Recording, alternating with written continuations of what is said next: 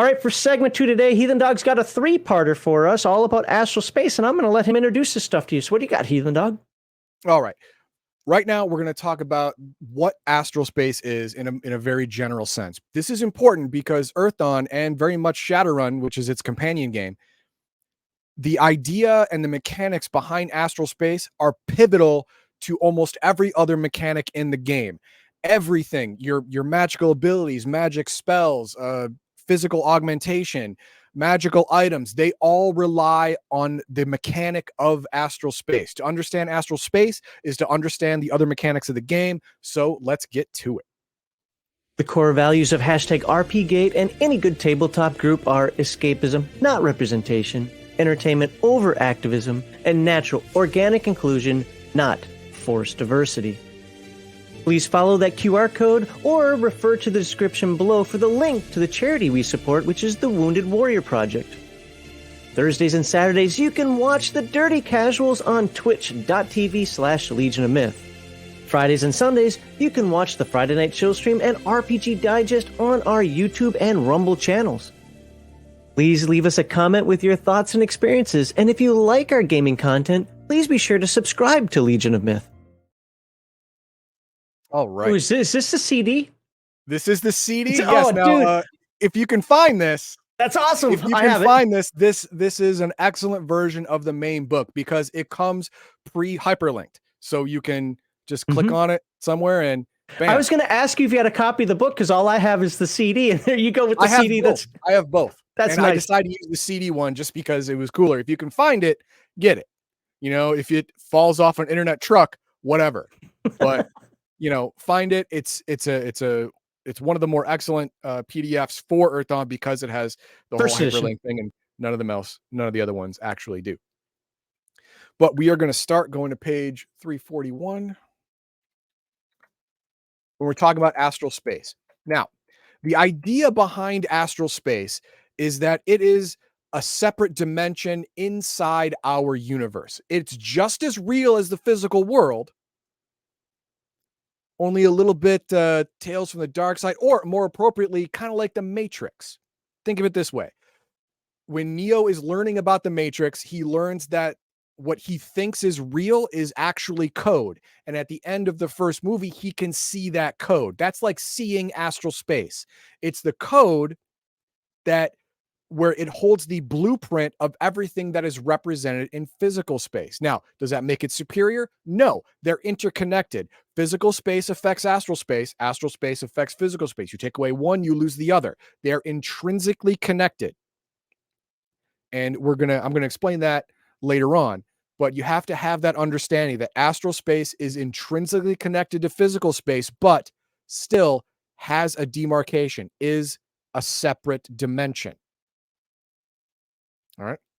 I'm going to move on from that to current high level of magic, because remember, in Earthdawn and in Shadowrun, magic comes and goes in 5,000 year cycles. It ebbs and flows. There's 5,000 years of magic, of varying levels of magic, up and down, and then there's 5,000 years of no magic. Until and then it's no, this is the idea. I'm not getting into that. And then it swings back the other way. All right. Right now, you are on the declining side, theoretically declining side of magic. And this is the fifth, though. Well, real quickly, why is it important that magic is declining? Well, astral space is the conduit to many other dimensions as well. In I believe they're called nether realms in Earthdawn. And in Shadowrun, they're called something else, but they are other realms that have other life forms other than the name givers or humans or whatever. This is where the horrors come from. Horrors are alien beings from other sub realms from astral space. That demons, just they're demons. Yeah, basically, yeah, they're either demons or Cthulhu-esque beings that can only enter our world when magic is so high that they can transition into our physical world from astral space. And that is only at peak magic. So, several hundred years at the peak of that 5,000 year cycle, That is it was bad, and we don't have time to get in the entire history of Earthdawn there. But he's absolutely right. Bad. When the horrors come, the world, all of the Mercator maps change. All right, everything it turns bad real quick. All right, and it's basically a cataclysm level event, whereas 99% of the population of the world is destroyed, and you hope you don't have a genetic bottleneck and hopefully have 5,000 years to repopulate. That's what you got. They're a force of nature. They just happen. All right, but they come from realms that are connected to astral space, because astral space and the physical world are intrinsically connected. Magic is high enough, you can jump from one to the other. Now, how do you see astral space? How do you know it's there? How do you connect to it? Well, that's several kinds of astral sensing. There are levels of astral sensing, from weakest to strongest. And it varies from an intuition or feeling to outright, I can see it all the time, along with the real world. To me, they're visually one. That's the higher level. But you have the lowest of the low levels, the non-spellcasters, but they're still disciplined. They use magic, but it's different. It's weaker, especially with astral sight. This is called thread sight.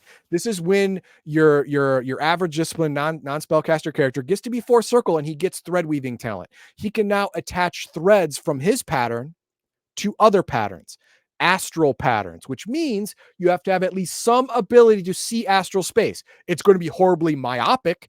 Basically, what you're holding in your hands are directly in front of you, and not the several layers of the astral pattern. You can only read the outer layer of this particular matrix, just enough to attach a thread, a gossamer thread from your pattern to the pattern of the item, unleashing its magic into your pattern. It's like a flow. You are now energized by this other astral pattern, and you are stronger, or the item is stronger, or the place is stronger, whatever. But you have to be able to see it. The weakest, thread sight. Then it goes up, astral sense. This is a spell or an ability of some magical items where you can sense astral space around you, not really see it, but you can sense things that are there. Like, I know there is a ghost right here. I can't see him, but in my mind's eye, I can visualize it. He's right there. It gives you more information than the myopic thread sight, which is basically what you're holding in your hand or have like right up on your eyeball, but there lacks detail. And then there's astral sight and windling sight. Astral sight actually you shift your vision into astral space. You can now see astral space. You can see the Matrix, just like Neo at the end of the first Matrix movie. You can now see the patterns all around you, and you can study them well. You can study layers of them if you have enough time. Peel back the layers of this particular pattern onion. That's great. You can gain more information about astral space around you. Less things can be hidden from your sight, and you are much more effective. Spellcasters can use the spell astral sight. Windlings have this. They're like fairy. They're like a fairy race. 18-inch tall weirdos. Yeah. 18-inch tall. They got wings. I wouldn't want to play one just because I'd be instantly made fun of by everyone at the table, and rightly so. But they have the ability to naturally see astral space. If this were Shadowrun, I'd say they were dual-natured beings. They exist both in astral space and physical space at the same time, but they can shift their perception to astral space at will. I think it costs 1 strain, but whatever. But they also see in that precise detail of the spell astral sight. And then there is dragon sight. Dragons are the true dual-natured beings. They're all of their senses exist in both the physical world and astral space at the same time. You get the most detail. You usually get the highest amount of dice to roll to perceive, because it's basically ingrained into their DNA. They live the magical world at the same time as the physical world. It's their natural element, both places at the same time. Did you ever run into a situation or a problem because I struggled with this a little bit, where you'd have one character at the table with astral sight, another one with astral sense, trying to divvy out the information that they see. Because what would always happen is the person with astral sense would go first, and the person with astral sight would go next. It's like, why? Come on, guys. like, okay, you see a cloudy blah blah blah. Oh, you see the detail and the pockmarks is like, ah. What I would do in that situation is, if two people were using two different astral senses for the same event to do the same thing, I would say, hey, you know what? Have the person with astral sight go first, and the person with the lesser sense, astral sense or thread sense or whatever, would go second, but he would get an extra step for every level of success the astral sight guy saw, because he can explain what he's seeing, and then the astral sense or the thread sight guy can go, okay, well then I'll start here. And it's more directed. I would allow that to happen so everyone can have the same information.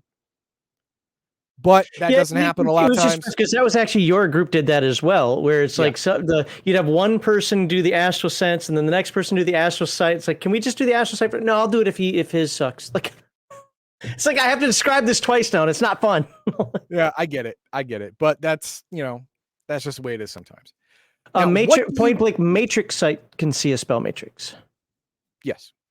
I just said matrix as in the movie, just to give a visual of what astral. Well, I think with an excellent success, but we're getting too pedantic into the rules with that. I think with an excellent success, though, astral sight can as well. I'd have to look up the rules. It's been a long time. Yep. So what do you do with this sight? I mean, I spoke a second ago about using thread sight to attach a thread from you to something else. You need to sense astral space to do that. The better you sense it, the easier theoretically this would be. But what's the purpose? What's the reason? I mean, what is it for? Well, let's find out. Because patterns are important. Yes. Patterns. Every single thing in the physical world is represented by an astral pattern. It's the blueprint of what it is in the physical world. If you can sense something's astral pattern, you can sense deep knowledge things about it, because the events that happen to a place, a person, or an item in the real world is recorded invisibly to most in the astral pattern of the item. Here's an example. A magical item in Earthdawn works differently than magical items in other games. Sure, they are magical items. They have actual they have very, very intricate patterns, which make them, which makes it a magical item. But it won't work. It needs to be powered by a living pattern. That's you. If you connect yourself to a magical item, it activates the magical item and gives you the bonuses. The more you learn about that item to see how many layers are in this onion, the thread, which at first is very thin, spider-like thread, grows in power and penetrates deeper into the item's pattern. You unlock more powers of that item. It just doesn't have to be an item. It can be a place. If a significant event happens at a place, it can get its own true pattern, which means it's now a layered pattern, multiple layers of intricacy and complexity, which now can channel actual magic. If you attach yourself to this place, when you're in this place, you will get special abilities or enhanced abilities or special powers. All of those things are named with a capital N. A pattern that is magical is a named pattern. It's not just the gazebo. Okay? It is the gazebo of Horus. Why? Because the god Horus came down, set foot in this gazebo, and was murdered by Osiris, and this is where his organs were ripped out, put in jars, and spread across the planet. A significant event happened here, and the magic that it provides, other name patterns attached to it, is based on the history of the place. So in this place, a god touched down here. Initial powers, you attach yourself to the pattern of this gazebo of Horus, and now you have maybe the resiliency of a god. You get bonuses to your wound threshold or bonuses to your, I'll quote, for lack of a better word, hit points. But as you strengthen your thread, it penetrates layers of this complex pattern. You get more powers. Now you have God's sight, maybe. Maybe you can see astrally as long as you're in the gazebo, naturally. Well, that like a would dragon. follow you no matter where you go. Usually, at least I think it should follow you. But if you got severed from that, number one, it counts as a thread. Yep. And two, now I can trace you to that place if I'm really, really, really smart. And no, we're not talking about ritual magical and stuff like that. We're not talking it's about not ritual. What I'm saying is, like, you were talking about that you only have it there. No, you would have it anywhere. It follows you where once you bind that to that point, you would have it anywhere you go. But I just want to let people know there's a weakness to that. You can be found out, or that can be found out and have it severed. You have a permanent anchor to this place, item, or person. That means if they find the place, item, or person, they can follow that thread right back to you. They can cast magic theoretically through that thread right into you. That's not a good day for you. But it can be done. It's not easy, but it can be done, and it bypasses most of your defenses that you'd have put up, and you're going to have a bad time. So leaving these places, items, or people alone, unguarded, not a good idea. But that's not something I want to get into right now. No problem. Names. There's your naming. names. Like I said, items and places get names through heroic or legendary acts or things that happened in the locale. That's how they become a true pattern, how they become a complex enough pattern to funnel magic through. Now, there's other things you can do, other things you can attach to people. Every single player character is a name giver. Now, a name giver is very important because a name giver is someone who can name things, give something a true name, which has the power of making it magical. Now, you as a name giver, you also have a true name, which means you are also a complex pattern. You are a magical pattern. So theoretically, you should be able to attach yourself to another person, right? Yes, that's a group pattern. Or one example of that is a group pattern where you attach yourself to the threads of your PC play group, increasing your powers, all of them, for all characters, because there is now a magical feedback loop going from you to him to her to him to you, and it gets stronger and stronger. The more patterns are that are included in your group pattern, and how strong the threads are, how thick these magical pipes, as someone else would say about it. But so attaching threads to things activates the magic. You must activate it by connecting yourself to it, and then it happens. Why? Because astral space works off of connection. Your astral self is connected to your physical self. Your physical self is connected to your astral. That's what keeps you alive. Lose any one of them, the other one dies. The connection is important. Astral space, all about threads and connection. Now, what have we learned about astral space? Well, it is a dimension that is the other side of the coin of physical space. They need each other. Astral space is where all magic comes from. Astral space is connected to physical space by threads and patterns. This is what empowers magic in the physical world.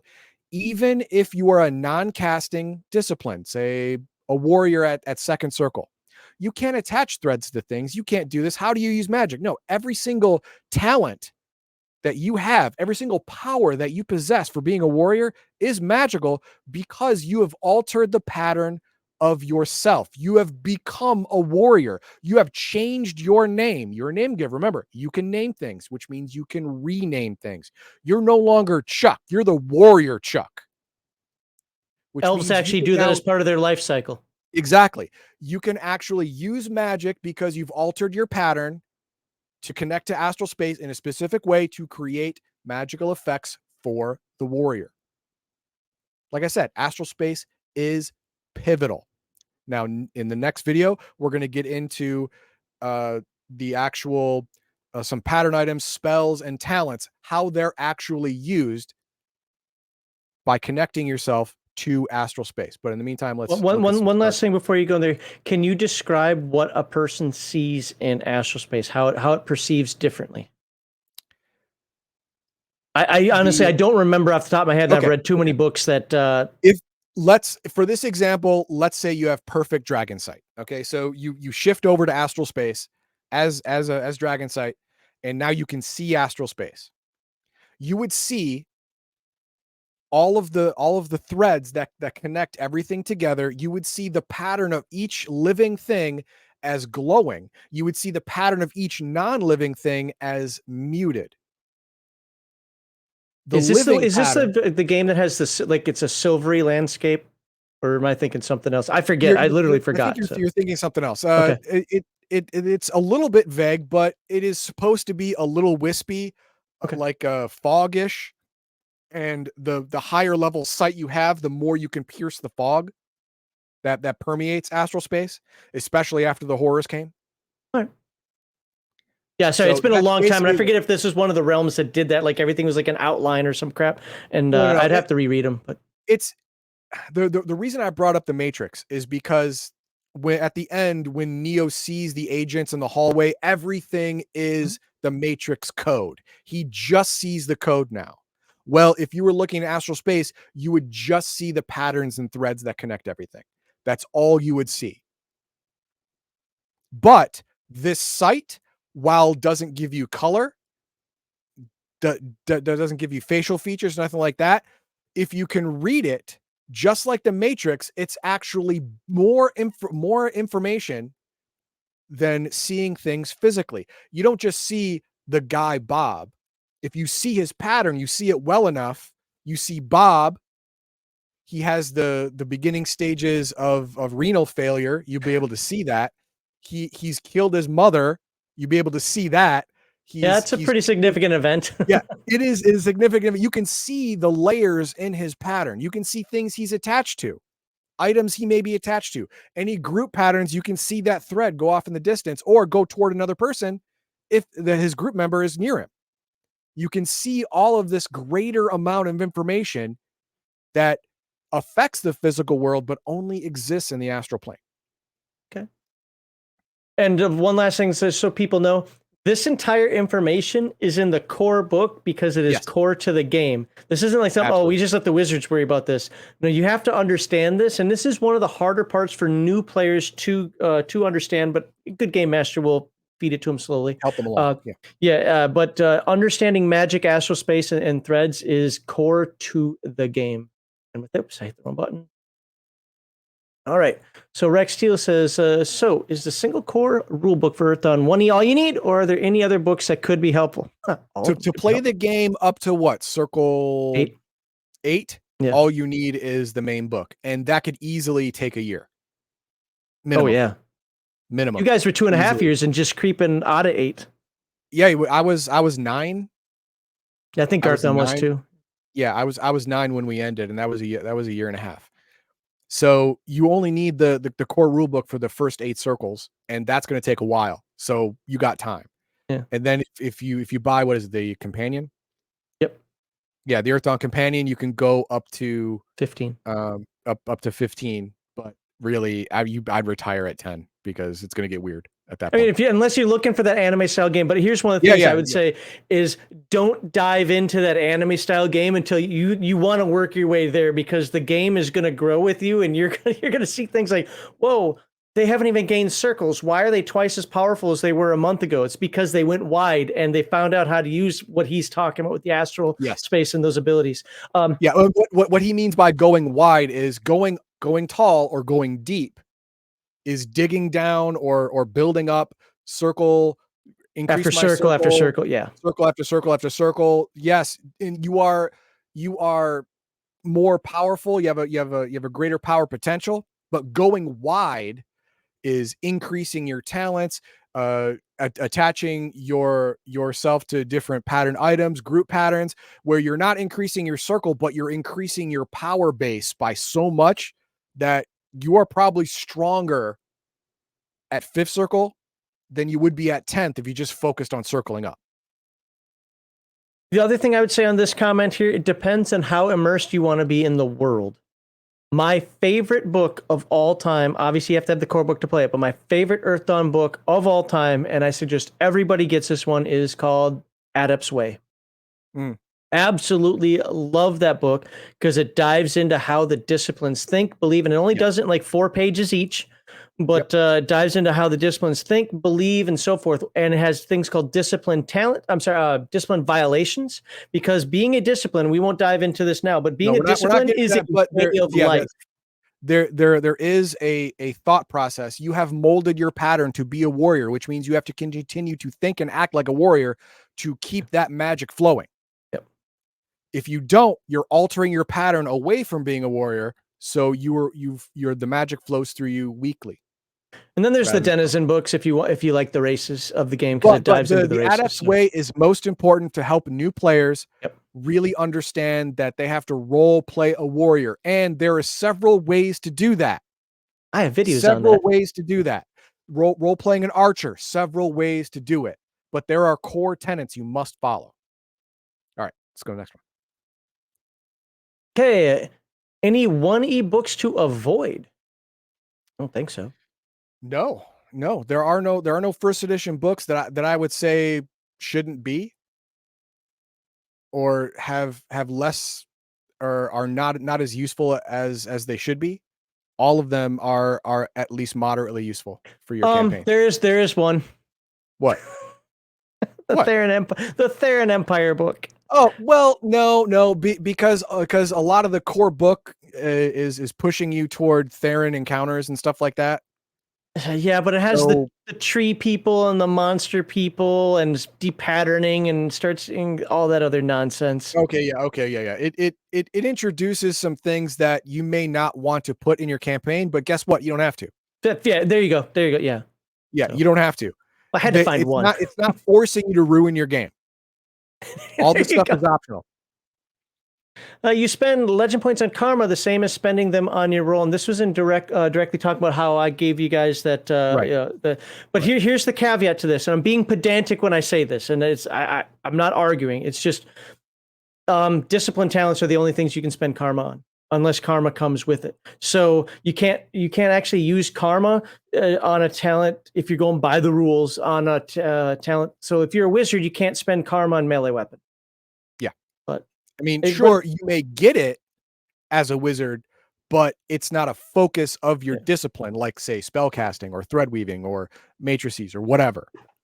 With that said, that is an interesting use of it. Maybe charge double karma to get the point, 1 point. I don't know. I mean, you can house rule it however you want. Yeah, you can do it however you want. Yeah.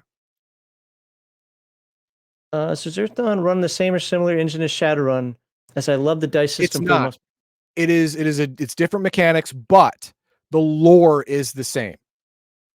It's just a higher magic version of Shadowrun. The dice system is what made me fall in love with Earthdawn in the first place. I absolutely love the step system. Even if you were to say, you know what, I don't really like this Earthdawn game is kind of weird or whatever. It's too high magic for me or whatever. I don't like the way the disciplines work. Yada yada yada. I still love the step system. I would use the step system for any game that somebody wanted to run. Yeah, Earthdawn is the more sophisticated and higher power magic version of Shadowrun.